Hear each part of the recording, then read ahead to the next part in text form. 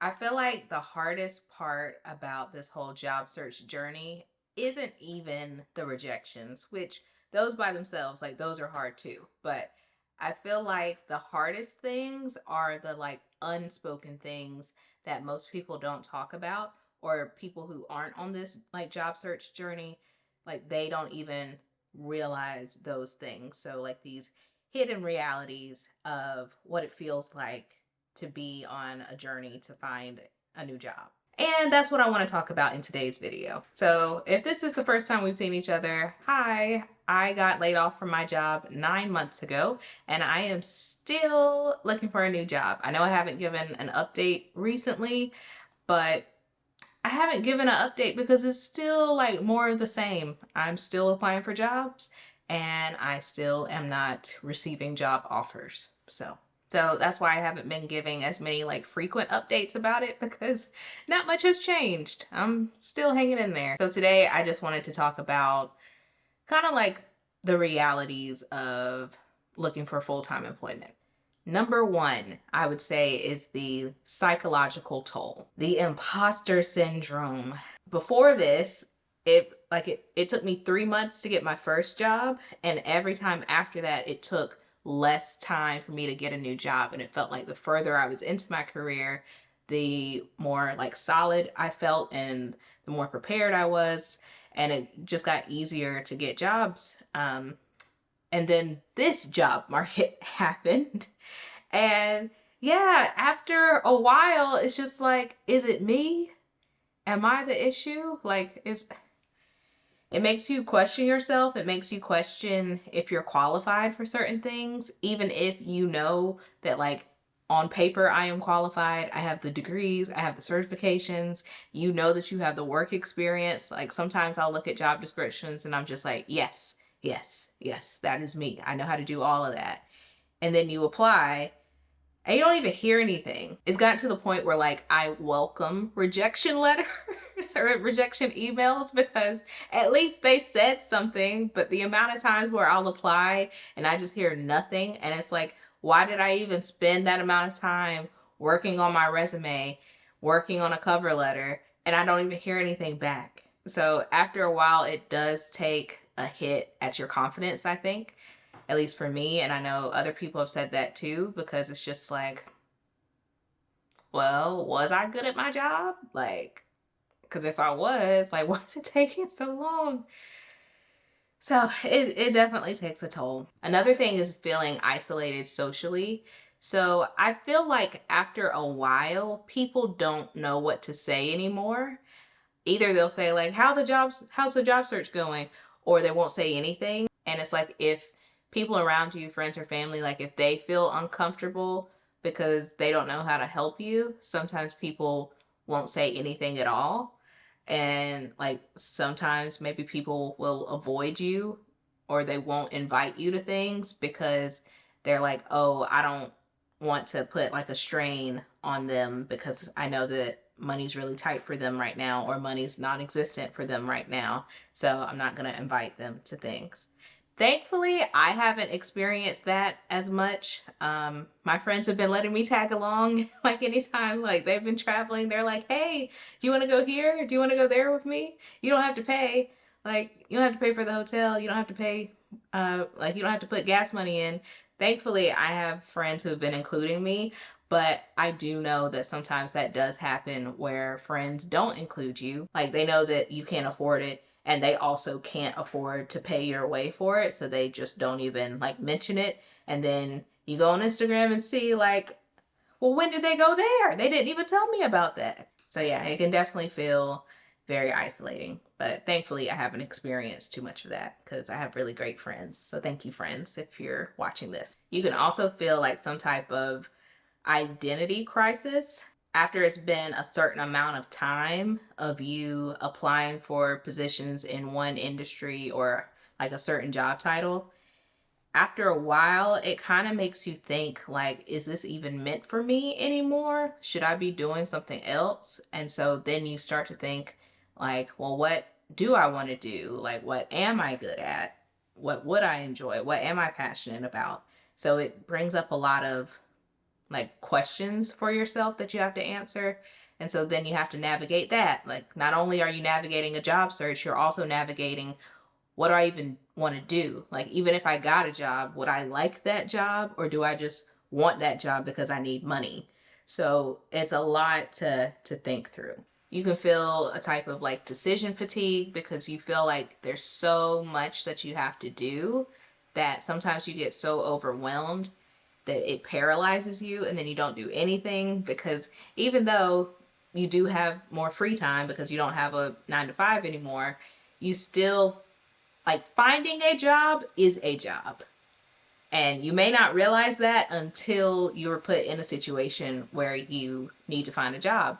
And I was talking to friends the other day, and they have also been laid off, and they're in this journey of trying to find a new position. And they said that they were burning themselves out by like applying for all of these jobs and staying up late and trying to be one of the first people to apply to jobs, and reaching out to this network, reaching out to that person. And they were feeling like really overwhelmed because finding a job is a full-time job. You have to find the job postings.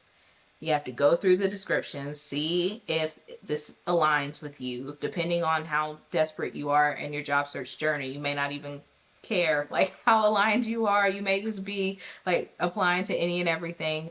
You have to write a resume. If it's required, doing a cover letter, responding to this person, reaching out to this person on LinkedIn, connecting with that person on LinkedIn, doing this, doing that. And it can feel like very overwhelming. All of these things are happening at one time in your mind. And so it's very like just draining. Like, it feels very draining.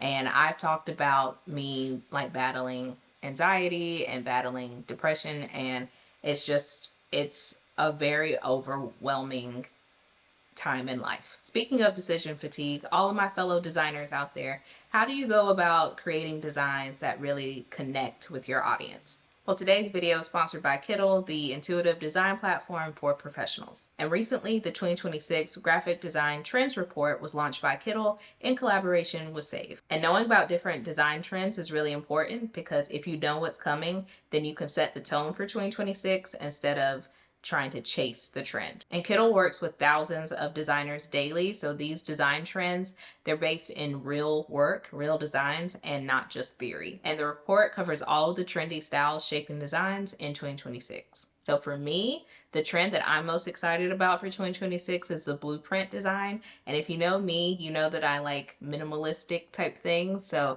I just love like how simple it looks and all of the clean lines. And as I'm going through the trend report, I can click on the template, and then I can pick any object that I want, any color or font that I want, and then I can use it in my own project. And then I can play around with the designs, and I can see how I want to implement the trend into my brand and my own designs. And the best part is, this trend report is completely free, and y'all know how I like free things. So if you want to check out the trend report, you can use the link in my description box, and it'll also be pinned in the comment section. And thank you to Kittle for sponsoring this part of the video. Another thing that people don't really talk about are like the practical nightmares of trying to find a new job.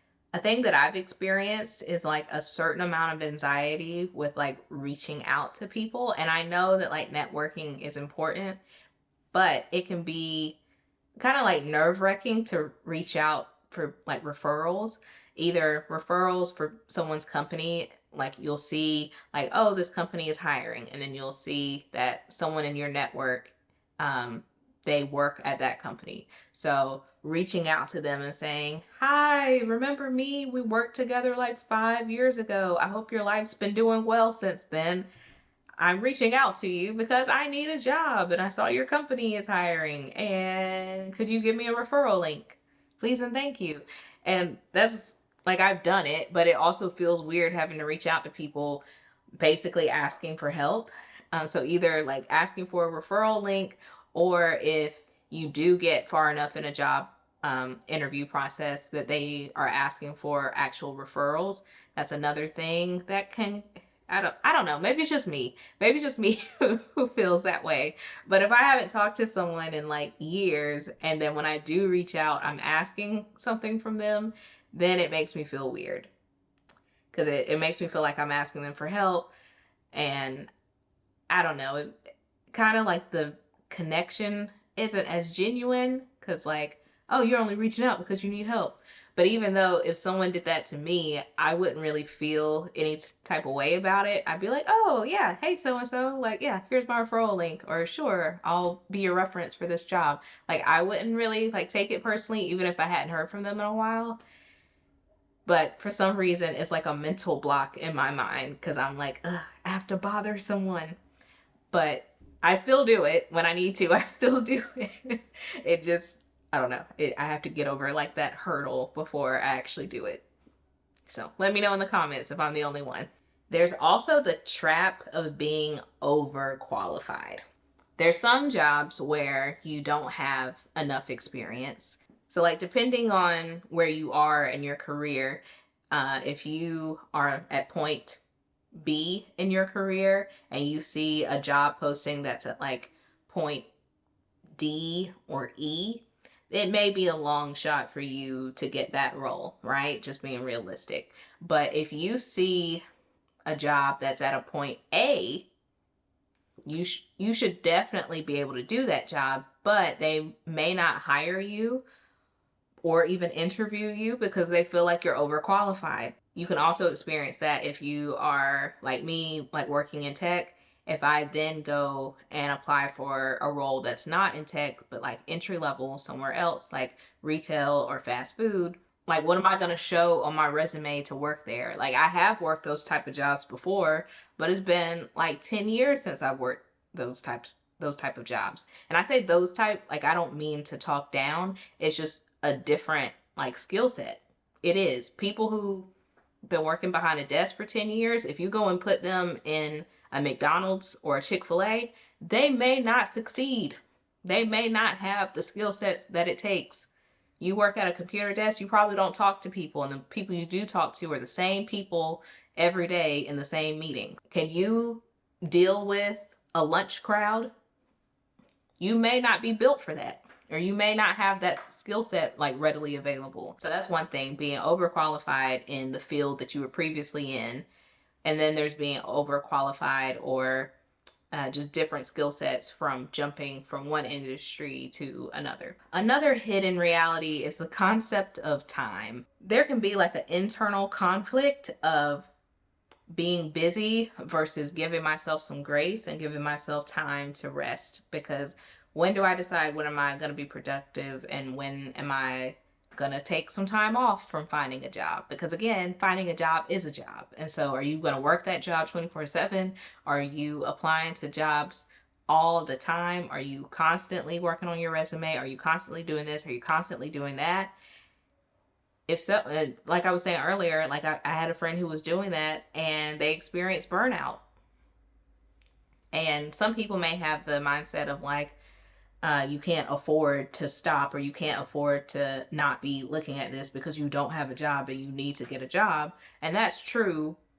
But what about like the human element of things? Like people get exhausted, people get drained. Like you can keep doing something for so long, and then if nothing comes from it, it's very draining. And so like when do you give yourself time to, yes, put in work and put in effort towards this, and then when do you give yourself a break? I have started coming up with a schedule for my week, and I've been on this journey for like 9 months, so how I handle things have changed over the like time span of this. But right now what I'm doing is Monday, Wednesday, and Friday are like content creation days for me, and then Tuesday and Thursday are job search days. I'm in a fortunate position to be able to monetize my platform, so my YouTube videos are monetized and I'm able to bring in money that way. So that's why I've chosen to dedicate 3 days a week towards content creation and then 2 for job searches. But if you don't have the same side hustle that I do, or any type of side hustle that's bringing in a decent amount of money per month, then maybe you want to flip that, and maybe you want to do Monday, Wednesday, Friday, you're working for or searching for a job and doing all the different tasks that are related to searching for a job. And then maybe Tuesday and Thursday, maybe those are your breaks. Maybe that's your permission to like take a mental break. There's also the waiting game, the waiting of to see, are they even going to respond to me applying for this job? Am I going to hear anything from them, even if what I hear is a no, even if what I hear is a rejection email? If I do actually get an interview, how long is that interview process going to take? I've heard stories of people being in like 2 month long interview processes, processes. Yes. But yes, I've heard of like an interview process taking like 2 months and then they still don't get the job. So it's like, to keep someone in a limbo like that for weeks or months, like the toll that that takes on someone. And if you don't have a schedule for your week, the days will literally blur together because it kind of just feels like one really long weekend because you don't have a job. You forget what day it is because you don't have anything like anchored in your life that is determined by a day. Like, it was easy to know what day it was when you had to be up every day going to work, and you know, lived for your weekends because those were the days when you weren't working. But when every day feels like a weekend, it's really hard to know what day it is because it honestly doesn't matter to you because you don't have other stuff going on. So it's very easy to get out of a routine, which is why I suggest trying to create your own routine, creating a routine around finding a job, because if not, it will take over your life and you'll just spend like every day trying to find a job, and then that's when you get really drained and that's when you experience the burnout. And lastly are all of the financial things to think about when you don't have a job. All of the like hidden costs that come with not having a job but searching for a job. So if you are, thankfully, if you're interviewing, where are you interviewing? Are you interviewing for a remote position, so you just have to, you know, get on a Zoom call? Or are you going to be in person? What are you going to wear to the interview? Who is funding the outfits for your interviews? Oh, you're interviewing and you have to go downtown for that? Who's paying for the parking for you to go downtown for that interview? Oh, you want to utilize LinkedIn for everything that you can, so you want to get LinkedIn Premium, that $40 a month subscription. I think it's 40 a month. Yeah. Who's paying for that? Like, all of the different like hidden costs that are like a punishment for being unemployed that people who are employed don't think about really, but we do because we're the ones experiencing it. And then the guilt or shame that can be put on you for spending money on anything. Now, you may not be someone who makes videos and puts them on the internet and shares your financial life with the world to see, but I am someone like that. And so the amount of comments that I've gotten for spending money on this or spending money on that, or someone saying, like, even recently someone was like, your priorities are out of whack and why are you doing this and why are you doing that? You don't need to do anything. And just like, you can get a lot of criticism from people who are like, oh, so you don't have a job, but you doing that type thing. And so that's like the shame part. So that can be like the external pressure that's put on you for having the audacity to have some type of joy in your life. And then other things can be like a more internal guilt that you can feel from spending on something like, this is $8. I shouldn't be spending this. Like, the amount of conversations that I'll have like in my head about that, like, especially it happens a lot with like grocery shopping for me because I do like food and I like to eat. So going to the grocery store, I've had to like change the way that I shop about things. So we're not getting this brand of peanut butter. Actually, I'm an almond butter type person, but we're not getting this brand of almond butter. We're going to get this brand. And I'm over here like, so this is 16 ounces for this amount of money, but this is 18 ounces for this amount of money. So like trying to do the math to see like, is it worth it to spend more if I get more product? Like making those type of decisions. And, you know, back in the day, I wouldn't have felt guilty about, this is the brand of whatever item, food item, or like other type of item. Like, this is the brand I want, so that's what I'm gonna get. And now it's not like that. So having to justify everything that you buy, it's been 9 months of that. It's been 9 months of, should I get this brand or this brand? This brand is cheaper, so let's go with that. Or like, well, this is not a necessity, but it is something that would make me happy. And I've cried like 5 times this week, and it's only Wednesday, so maybe I should be happy. Hopefully that's not you, and hopefully you're not crying that much. I used to cry a lot, but I haven't been crying as much lately about my situation.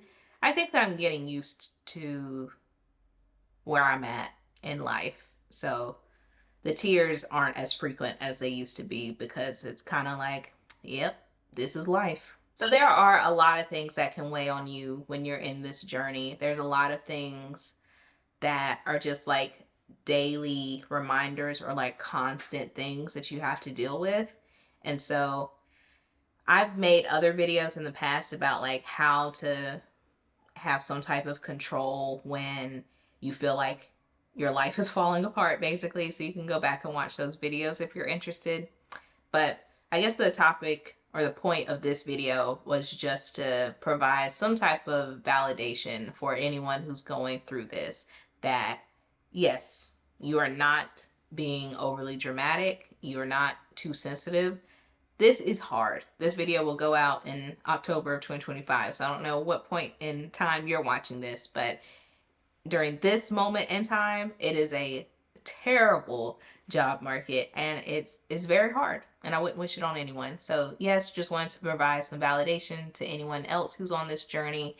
And then also, if you are not on this journey, hopefully you don't have to do this journey at any point in time, and hopefully you're safe and like stable in your position wherever you work.